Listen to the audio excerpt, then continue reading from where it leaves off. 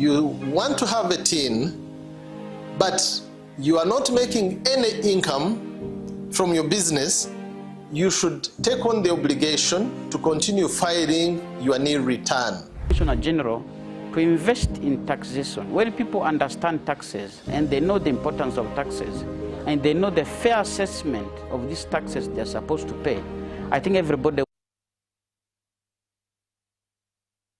Clearance protects small traders who cannot afford to import full container loads individually and rely on consolidation to remain competitive. Cargo to come in groupage is consolidation, it's legitimate, and we can't ban it. What we have banned, or what we have stopped, is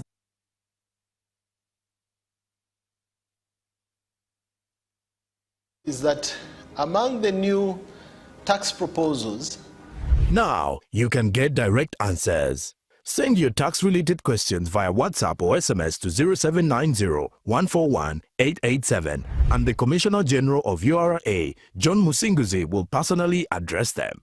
Tune in to UBC News Tonight every Monday and Wednesday for expert insights and clear explanations. Buza Commissioner. Every Wednesday, live in our studios in the heart of Kampala. We have to change the political culture in this country, really.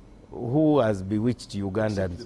I want to assure you, as government, we shall do whatever it takes to ensure that Ugandans are safe. We have conversations that have analysis, explanation. This law society, this union of theirs, because they want a job everywhere, they want to be this, they want to be that, they want... No. We know it's a union. You cannot be making a road, bitumen grade 1, in Congo for 5 billion. But not every truth is fact, and not every fact is truth. The argument that the General Court Martial is responsible for peace and stability is without basis, either in law or in fact. We have been told how Napoleon was a great orator. Now, Napoleon cannot help me get food. They told me combine harvest in Saskatchewan. I don't know where Saskatchewan is. This is a geography we're taught. Instead of teaching me how to preserve Mabera forest, they're teaching me about Rhineland. This is a problem we got. We cannot run away from it.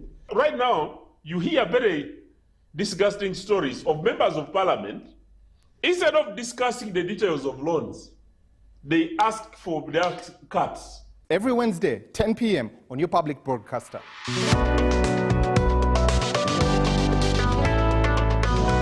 All on your public broadcaster. UBC, inspiring Uganda. The government's mandate is to maintain law and order, safeguard citizens' rights, and provide essential public services. Remember, one of the pillars of a roadmap is innovation and entrepreneurship. There has been this question of how are you protecting our indigenous seed? It's going to be a tall project that answers somebody's question. The Front Bench has brought you insightful discussions on governance, security, healthcare, justice, and commerce. Why do you go through this complicated procedure, involve the lawyers?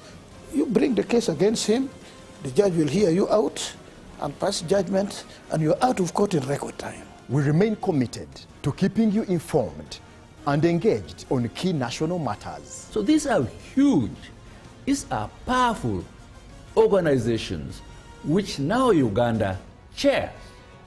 Why don't you come together? If we haven't migrated to the e-card because of various reasons, including that not all the people of Uganda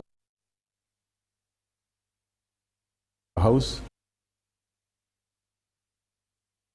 who has a successful logistics firm in the US, it means he can come to Uganda and do a lot more. Every Monday at 8:30 p.m. with me, Jethro Kasaiji, your interface with the government only on your public broadcaster, UBC, inspiring Uganda.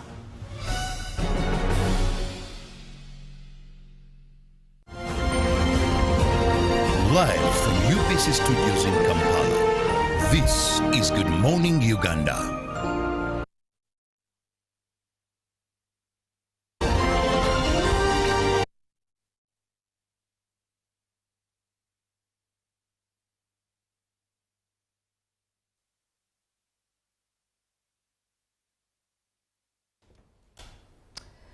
Good morning, Uganda. Welcome back from the business desk. It's time for the agenda. My name is Julie F. Nantaba. We come to you live from the Nile Avenue, and on the agenda this morning, we are talking about Africa's new mineral policy, and therein diving into value addition and industrialization, and driving value addition and industrialization for Uganda. I read a rather wise statement, I should say. It sat with me, it stayed with me, and I bet I'm going to dig a lot out of that statement from the conversation that we are going to have this morning. It stated that exporting unprocessed minerals for Africa is equals to exporting all of Africa's economic opportunities. Mm-hmm. That stayed with me. We'll be part of the conversation one that we are having with Lubega Patrick Mulindwa, who is the Chief of Staff at the Africa Minerals Strategy Group and CEO as well there. 0709602592. Good morning. Another pleasure having you this morning, Patrick. It's a pleasure to be here once again, Julie. All right. And, looking forward to this conversation. Much We can start from the statement I've made. It sat with me, mm-hmm. and it stayed with me. It's living rent-free. Yes. In my mind and in my heart. Exporting unprocessed minerals is equals to exporting all of Africa's economic opportunities. That is true. That is true. And I will pick it quickly so we could be a little bit more practical. Mm-hmm. So for those of you that have been following that there is a company called Wagagai Gold Mining and Refinery. So you know, I just wanted to update you a little bit. So this is Wagagai set up as part of the processes that the government has been, you know, pushing for, that we will not export unprocessed minerals. So we did spend some good time on this issue. One of the companies that actually sought to come and set up here in Uganda is Wagagai Gold Mining and Refinery. Right. So in this case, gold could have been mined and exported, you know, which is largely what Africa's mining was in the past. Governments used to invite investors for only exploration, that is studying the quantities and the reserves, and so it was exploration, mining, and export. That took too much time here, the longest. Not just Uganda, it was the case in Zambia, it was the case in Tanzania, and the countries I'm mentioning are major mining or mineral endowed countries. So what you say, Julie, is actually very true, especially now that the new industries of the 21st century are actually powered solely by these minerals, which Africa is so much endowed, and I've mentioned Uganda is not exception to this opportunity. I want to give a quick example before we go back, is the Wagagai Gold Mining and Refinery. Wagagai employs directly about 2,000 workers. Now, Julie, we could do a scan within Kampala to find which company employs directly 2,000 people, you know. And that is employment. Because it is not just mining, because it is processing, because it is refining. And I'll tell you that it's Uganda's first refinery. There could have been some, I think there used to be AGR in Entebbe, but Wagagai eventually refined gold to about 99.9%. This is a global standard for gold refining. But what I wanted to pick out of this is exporting issue around processing is the only way you can actually have jobs created. The second thing is that when a process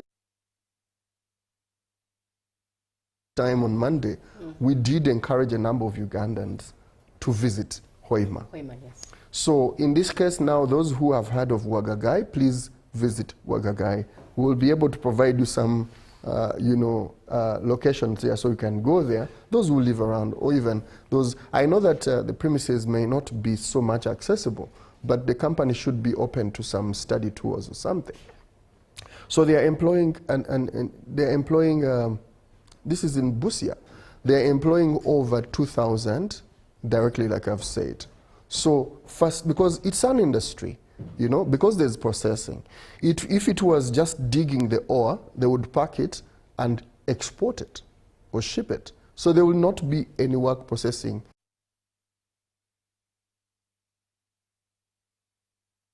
A stone, or you dig a crust or something. So the process of crushing, washing, so to recover the nuggets from the ore is what refining or processing is. So if you look at the technology Wagagai has set up, to be honest, it never existed in Uganda. So in the first case, you have jobs. Two, you have technology transfer, which is one of the major objectives in the domestic mineral value addition strategies. Why are countries, or in this case, why is the government of Uganda pushing for? Because if you were exporting, there's no way you would ever have this world high-tech technology, world-class technology in your country. So when you have the technology in the country, then you can close the gap of we don't have skilled labor.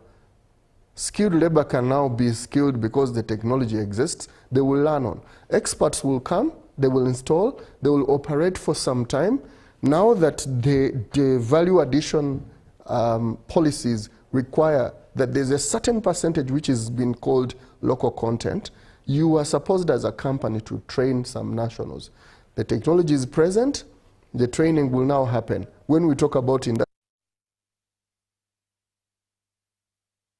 metallurgists, after they've been trained, where would they, previously I think they required to go to South Africa or Tanzania as the only few countries in the continent that had these technologies. These technologies are here and they're in Uganda. They are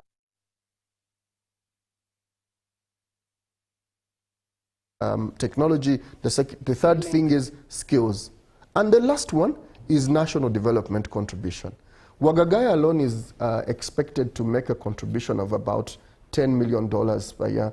Let me see if it's not just, yeah, it's about $10 million US dollars a year. Once the project is operational and everything is working as it is expected, the project alone will make a contribution of about $10 million to tax per year. And capacity building. They've been training over 700, I think, technicians, because gold recovery, processing and refining is a high-tech process that requires high-tech skills. And as I finish on that, is the fact that, you know, Busia is not exceptional to most of Africa's mining communities. Most of them are artisanals. You know, they're everyday people. They dig with their hoes, they go to work with their children, and they work with rudimentary methods. Right. The presence of such a big project, which is now a large-scale mining company, in a community largely, largely run by, activities are run by artisanal, it's like an outgrower model. So these people will dig their ore and supply it to Wagagai. You know, so that means another 5,000 and plus miners or artisanal mining communities that are attached to this large-scale mining company. What does it do? So skills would spill over to them. ESG standards, environmental protection, best practices of mining, and usually some of them use materials that have been banned and very, very hazardous, like mercury, which really end up affecting them. So the lack of when you don't have such companies that push for local value addition, then you get to a case where you said industries are exported, jobs are exported, and what you get back is literally barely nothing. Right, and just, you know, you started with ease that I noted. That is, in the first place, it was exploration, then extracting, and therein exporting. And there's the largest E that was shouting, although left unsaid. Which one is that? Exploitation.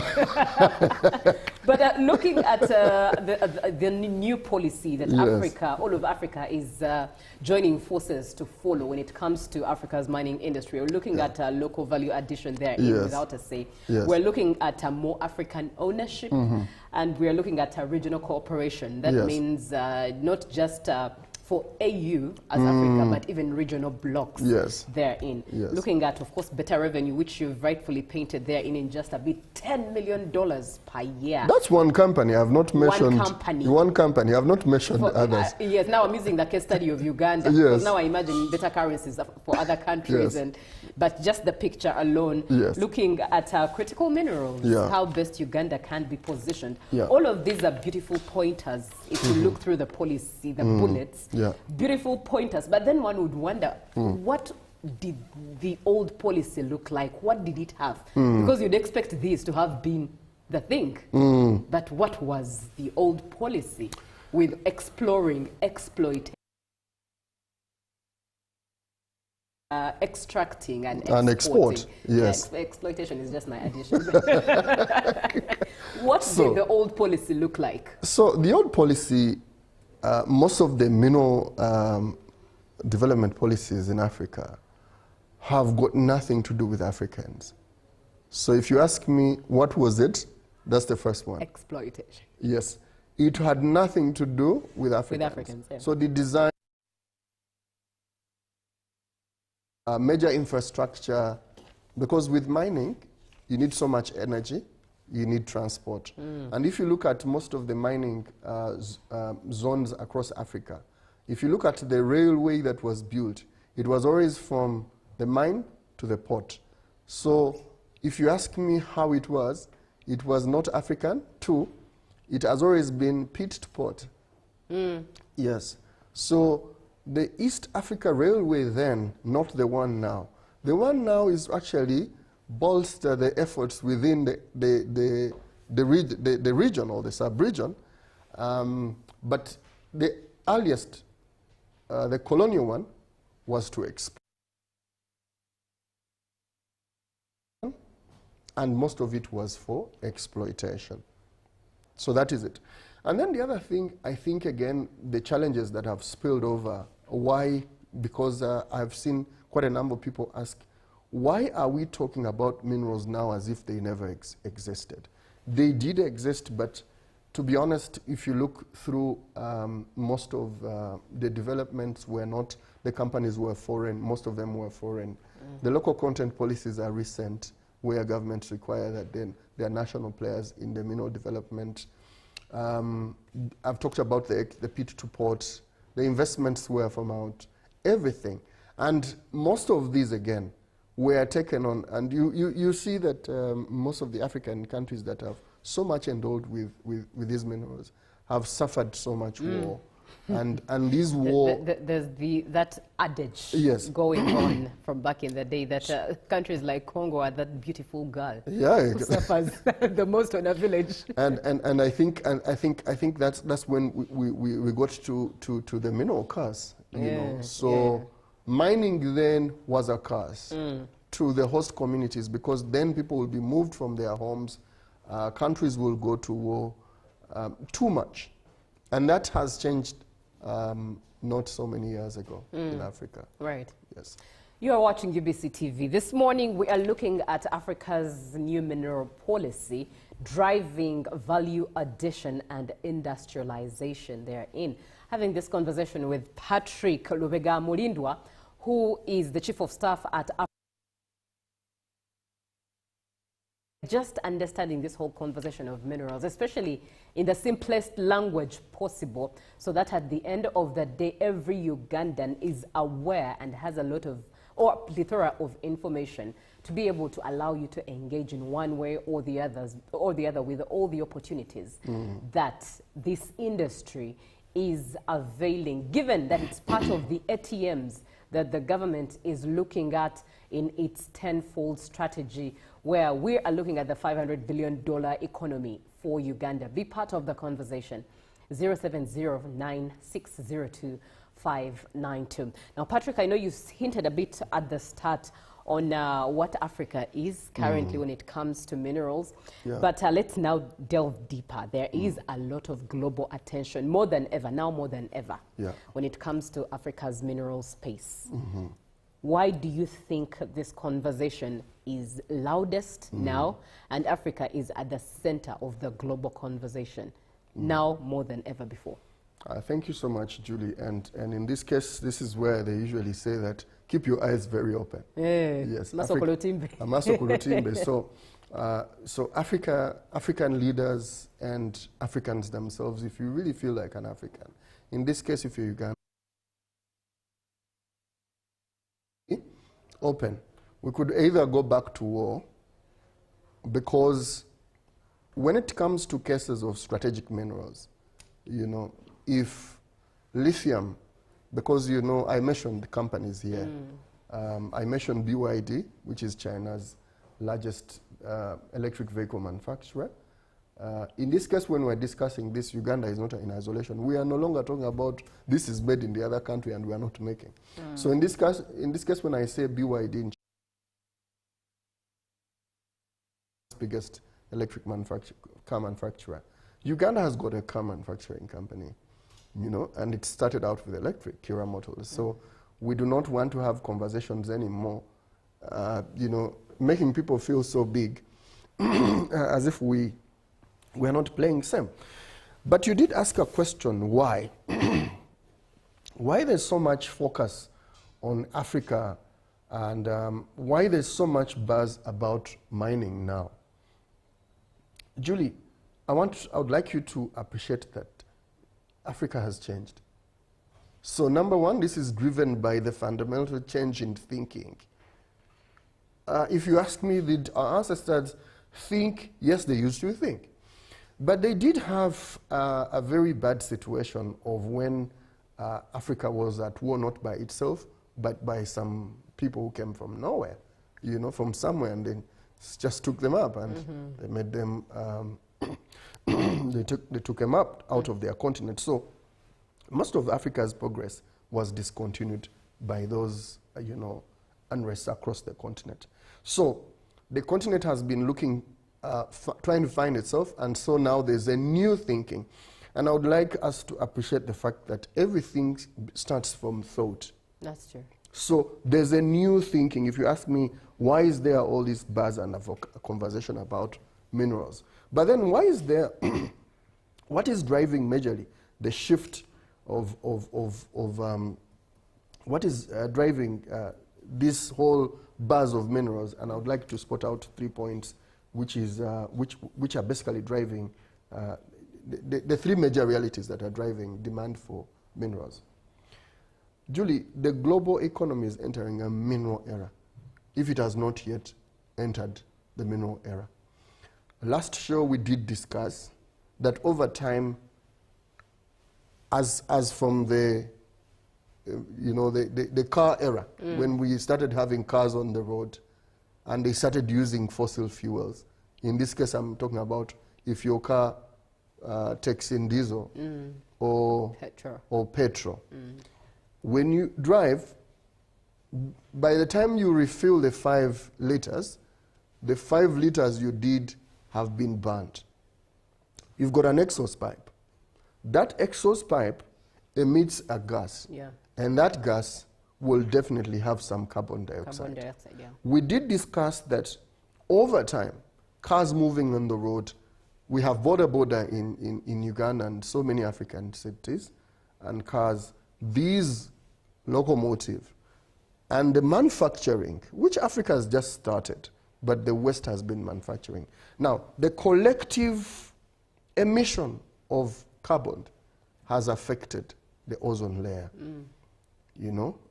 And I did, in simple terms on the previous show, explain that.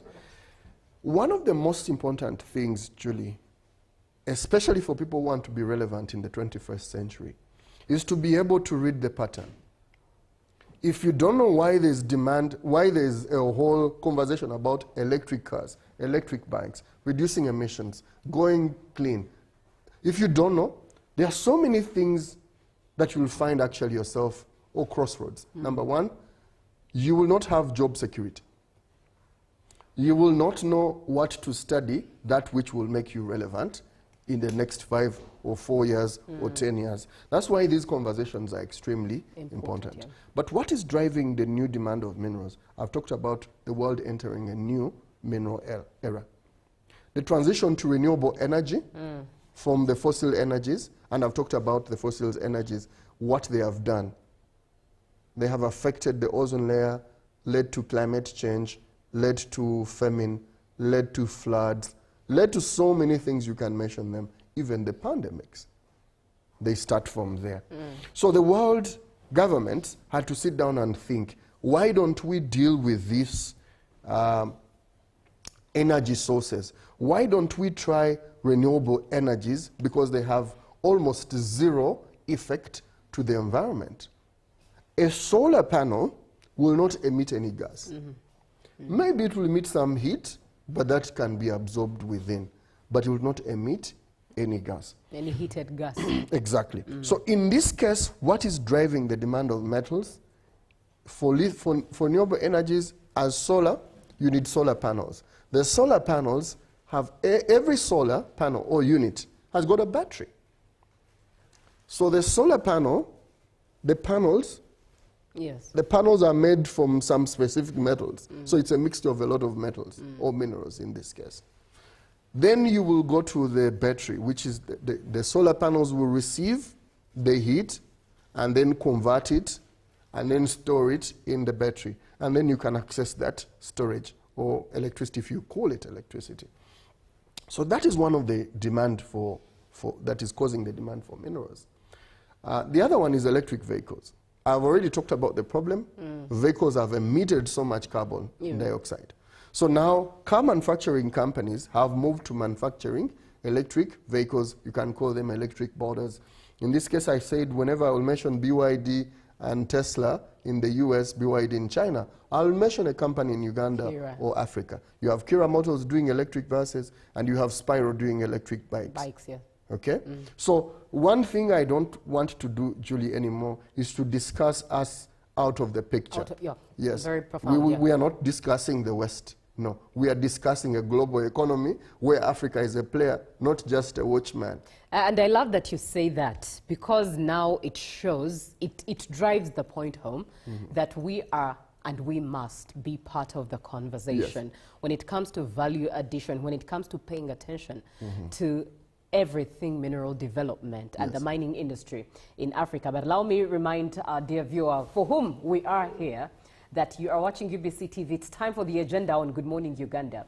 And we are looking at Africa's mining new policy, new mineral policy, and driving value addition and industrialization. We're having this conversation with Patrick,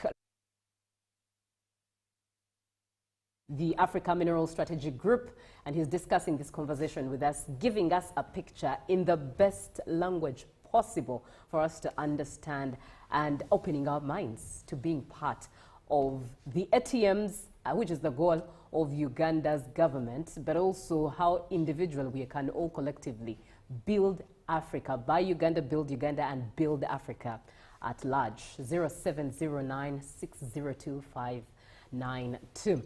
I love, Patrick, that you air out all the whys, the larger picture as to why Africa must play a part of this game.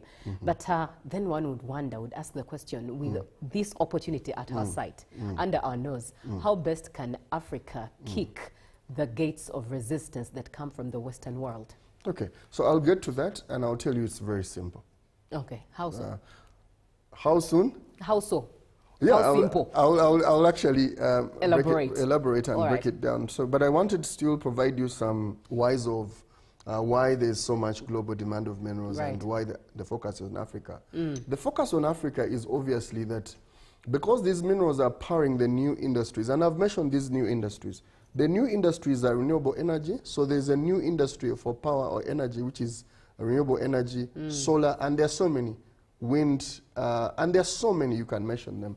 So all these industries require these metals, and Africa hosts a large sum of those reserves of these metals. The other one industry that is causing the demand is the digital technologies. Julie, there's a conversation on artificial intelligence. And one of my worry, and by the way, I wish to credit Professor Muganga of Victoria University and all the effort done by government. Because one thing I've realized is that there's always, there should be always a public sector effort and a private sector effort. If you look at the economies of, let's say, China and the USA, there's so much effort by the private sector. There's a language the way the private sector actually understands things. So that's why I wish to credit the Ministry of ICT and the efforts of the PS, Dr. Amina. I wish to credit Mackay University and the efforts of the private sector like Huawei Technologies and so many companies, you know. I for one, I have seen the realities of how things are playing out in the country. And I would say one of the things that we need to do is to unite all these efforts so that we can have one voice and one direction. So one of the other causes of the demand of metals is the digital technologies, and one of them is artificial intelligence. The AIs depend on data centers, and I think when the AIs came through, then the conversation of data and big data became a thing. So Uganda also hosts some big private companies on data. You have Data Dimension, it has been here for a very long time. There's a very big American data company hosted at Namamve Industrial Park. They are doing big. So these data centers, imagine a fridge where you have you have what you keep in your fridge, Julie. Well, ice cream, yogurt, I don't know, meat for preserving. Exactly, so you can have your soda in there, you have your yogurt there, you have your pineapple there. So I would like you to imagine a case where you have your phone, but you just want to check if the yogurt is still okay in the fridge. Obviously, it will be okay unless you had some power offs and that. But you don't want to open the fridge, or maybe you're not in proximity with the fridge. So it means that there will be data sets that have to be either sensors. So there should be a sensor on your yogurt, there should be a sensor on your meat and everything. Now, those sensors should be communicating with your phone. And I want to think that this is information you need on the go. Let's say you run a restaurant and you want to know how much meat is still left in the fridge. So what happens is that there's not just anymore a one-off activity where you open the fridge and see the meat and you close. You are remote, that means you're connecting wireless, and you're on the go. You want to check on the yogurt. So that data moving back and forth. So the fridge is the data centers. Now, and we said that one of the things essential that fridge, which is your data center, requires a lot of power because there's a lot of computation. You're asking so many questions, like the way people do with AI. AI centers now, I think, if there were human brains, they would break down because everyone is asking things on the go. And they are no longer just asking the way we used to ask Google. Like, oh, you ask Google, when was this launched? Google will just tell you what there was. What we have with AIs now is that they are like human brains. They think. And remember a lot. Yes, that's why you go to sleep in the night, because your brain has actually worked. We remember what we have stored, but when we are thinking, we even go beyond what we have stored in the brain. So the data centers work as brains. They need a lot of power. And we have said that the world needs clean power. So that means you need to power the data centers with solar. Okay? So you need so much lithium. Whenever you hear solar, know there's a battery. Okay? Right. You need so much lithium to make the lithium batteries to store the power. So I hope we've extracted what exactly requires, what is driving the demand The conversation, yes. for minerals and why Africa is in the play. Very well indeed. Now, my producer tells me that our time is fast spent. But as we begin to close this conversation, in just 3 minutes, how best can Africa kick the doors of resistance? You said it was simple, but elaborate. How simple? So, Julie, I want to thank you. This is a very complex and very important question for most of the African governments to actually understand. But I want to appreciate the leadership of our president in the country and other presidents in the continent, that they are getting there. I mean, they are getting it. It used to be a little more hard. It's called mineral diplomacy. It's called mineral diplomacy. So the negotiations then were, like I started, in the mining sector, where we are looking, so African countries went to the West looking for companies to come and explore, companies to come and invest.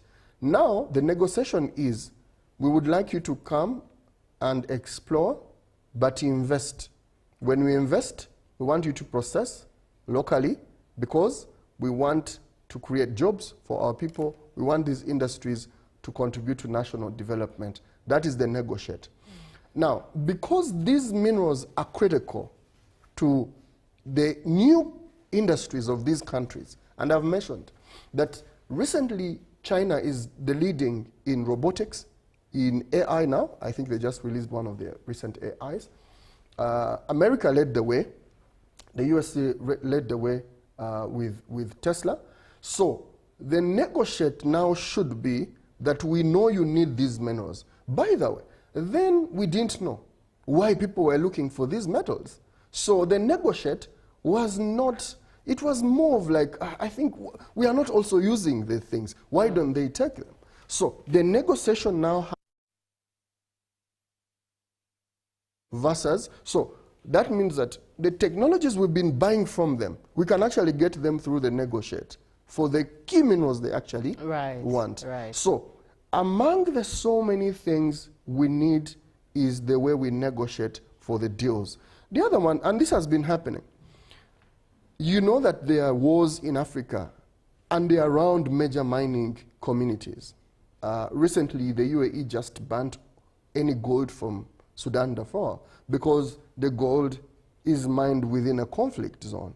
There are all standards globally that deter this. But that means that African countries now have got to find a way. If there's a country benefiting in a specific metal, you could actually negotiate for security and share.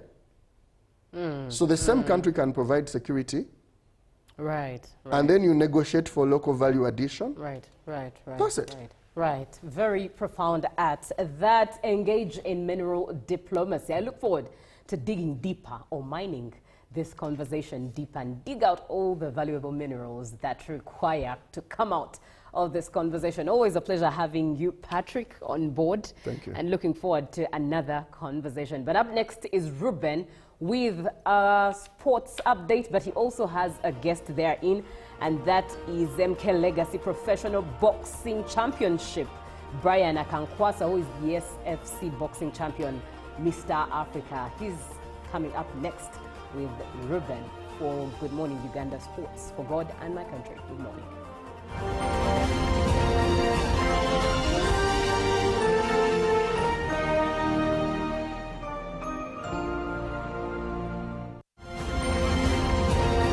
Live from UBC Studios in Kampala, this is Good Morning Uganda. The government's core mandate is to maintain law and order, safeguard citizens' rights, and provide essential public services. Remember, one of the pillars of a roadmap is innovation and entrepreneurship. There has been this question of how are you protecting our indigenous seed? It's going to be a tall project. That answers somebody's question. The Front Bench has brought you insightful discussions on governance, security, healthcare, justice, and commerce. When you go through this complicated procedure, involve the lawyers, you bring the case against him, the judge will hear you out and pass judgment, and you're out of court in record time. We remain committed to keeping you informed and engaged on key national matters. So these are huge, these are powerful organizations which now Uganda chairs. Why don't you come together? If we haven't migrated to the e-card because of various reasons, including that not all the people of Uganda have smartphones. You can sit in your house, apply for a passport.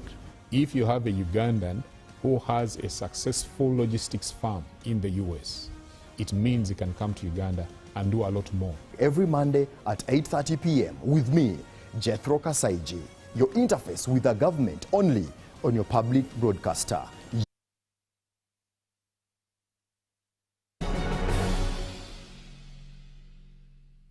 Every Wednesday, live in our studios in the heart of Kampala. We have to change the political culture in this country, really. Who has bewitched Ugandans? I want to assure you, as government, we shall do whatever it takes to ensure that Ugandans are safe. Organizations that have analysis, explanation. This law society, this union of theirs, because they want a job every